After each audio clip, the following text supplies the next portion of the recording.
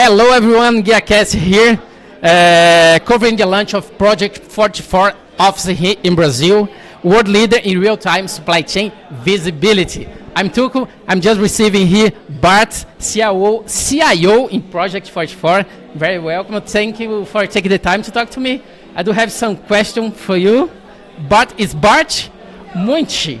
How to pronounce? Bart A. Muynck. Muynck is difficult. It is difficult. Just tell us what internal and external challenge might be the supply chain face in 2023. So talk about the future. What's your best assumptions about supply chain? Mainly now with project44 here in Brazil, bring solutions. This is the best, so that's why I'm here covering this launching. What do you think is going to be the main challenge that you can solve in Brazil using project44 platform? Yeah, I'll try to be short, but there's a lot of challenges companies are going to face in 2023, right? If you look, we had a couple of difficult years behind us, but things are not going to get better. So we see a lot of socioeconomic issues, and we see those really around the world, right? We see that in Brazil and South America, just the same as we see in North America, as well as in Europe. We see the impacts of also geopolitical issues, whether that's local, but also, for example, in China, right, where we see political, economic issues, but with so many people depending on China for manufacturing assembly, that has a big impact. Mm-hmm. I think we see inflation around the world and the high cost of capital. That's going to impact companies and the decisions they're going to make. So I think if you look at 2023, it's going to be a really challenging year, but I think companies should take the opportunity to really drive change throughout their organization, to really understand better the data and help that drive their business. And so although maybe 2023 is a challenging year, it also allows companies to take really opportunities and differentiate. But I would say the biggest recommendation I would make is doing nothing is not an option. So you need to continue to change and transform, and that's going to help you kind of get through the challenges.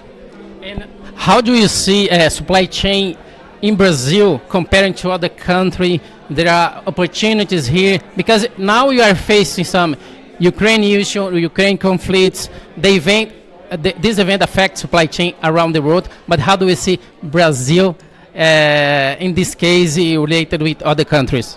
Yeah, I think in Brazil, you guys have some of your own complexities, right? The last few days I was here, a lot of what I heard is complexities around the supply chain, specifically here, regulations. I think you guys have a lot of regulations. Yeah. Complexity around customs. And I think a lot of the processes here are still very, very manual. So companies, and I've met quite a few of them, especially like 3PLs, freight forwarders, MVOCCs, they're seeing incredible growth, right? They're seeing incredible growth in Brazil. They're growing outside of Brazil in South America, but also in other regions around the world. So for them to be able to sustain that growth and do that efficiently, they need to use technology to become more efficient and to try and automate some of these very, very manual and complex processes. For example, how do you go from, manual paperwork to kind of more digitized paperwork? Now, obviously the government has a lot to do with that, but I think technology can be a differentiator. But we need to collaborate with the government as well, so they allow us to use newer tools to create those efficiencies. And talking about technology, when we talk about end visibility, it sometimes can be very generic, talk about visibility. Yeah. What is the simplest and most impactful way that you can explain about project44? Yeah, what project44 really does, right, we create that connective tissue in the supply chain. So for a company, that means we connect you with your suppliers, with your customers, with your logistics service provider. And what that allows you to do is capture the data that not only allows you to understand where your products are, which creates internal efficiencies, but also be able to share that with your customers, which in turn creates a better customer service and helps you drive your revenue.